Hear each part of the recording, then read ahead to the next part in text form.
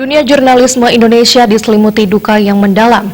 Salah satu tokoh pers Indonesia, Sabam Leo Batubara, menghembuskan nafas terakhirnya di usia 79 tahun di RSPAD Gatot Subroto, Jakarta pada Rabu 29 Agustus 2018. Rencananya jenazah Leo Batubara akan dimakamkan di pemakaman San Diego Hill, Kerawang, Jawa Barat pada Sabtu 1 September 2018 mendatang.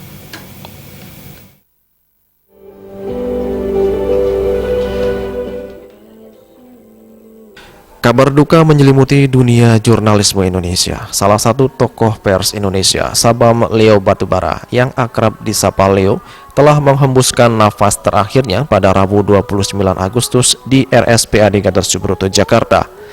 Almarhum meninggal di usia 80 tahun akibat luka di bagian kepala yang dikarenakan terpeleset saat keluar dari kamar mandi menuju ruang kerjanya di kantor Dewan Pers Jakarta.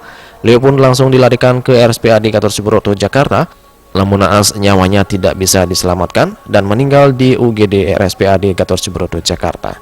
Saat ini jenazah almarhum masih disemayamkan di rumah duka RSPAD Jakarta. Keluarga dan juga kerabat pun tampak terlihat di rumah duka. Di mata keluarga, Leo dikenal sebagai sosok yang bertanggung jawab, bekerja keras dan berintegritas. Leo juga selalu menanamkan kepada anak-anaknya untuk selalu mengutamakan integritas dalam menjalani hidup.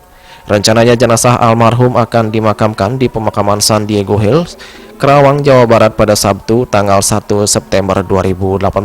Namun sebelum diberangkatkan menuju tempat pemakaman, jenazah terlebih dahulu akan disemayamkan di kantor Dewan Pers sebagai bentuk penghormatan atas jasa-jasa beliau dalam memajukan dunia pers Indonesia. Hari ini kami akan melakukan, keluarga besar Batubara akan melakukan pesta adat untuk 3 hari, besok, hari ini, besok, dan lusa. Dan sampai terakhir kami akan mengantarkan papa kami ke San Diego Hills, Cikarang, pukul 12, karena jam 9 pagi akan diadakan pertemuan di gedung Dewan Pers, di aula Dewan Pers, dan nanti dari dari gedung Dewan Pers akan melanjutkan langsung ke San Diego Hills, Cikarang. Kepergian Leo Batubara tidak saja menyisakan duka yang mendalam bagi keluarga, namun juga bagi dunia pers Indonesia.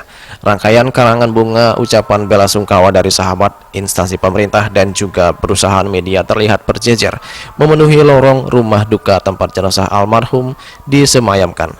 Mantan Ketua Dewan Pers Bagir Manan juga turut hadir. Sebagai seorang sahabat, Bagir Manan mengaku sangat kehilangan.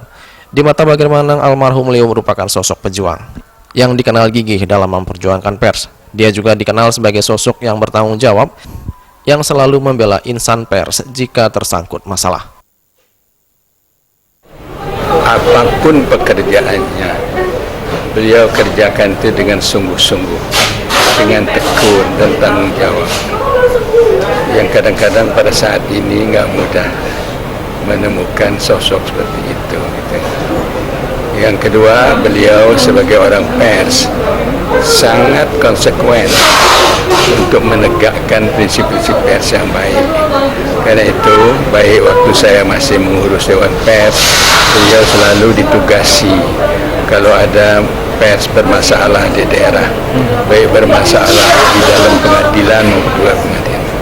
Karena beliau selalu berpihak kepada pers dalam pengertian pers yang sehat, pers yang menegakkan kode-kode etik jurnalistik. Pantas kita kenal beliau. Almarhum Leo Batubara semasa hidupnya dikenal sebagai sosok yang gigih memperjuangkan kebebasan pers di Indonesia. Dari beliau pula muncul istilah pers abal-abal untuk pertama kalinya.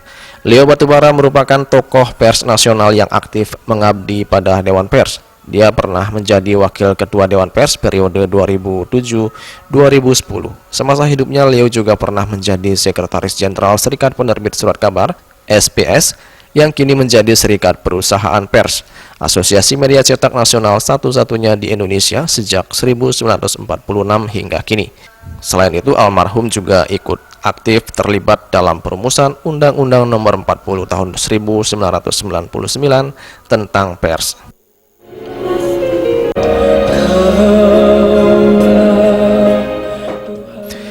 Dari Jakarta, Juli Suwarto dan Ketut Sumadiasa melaporkan.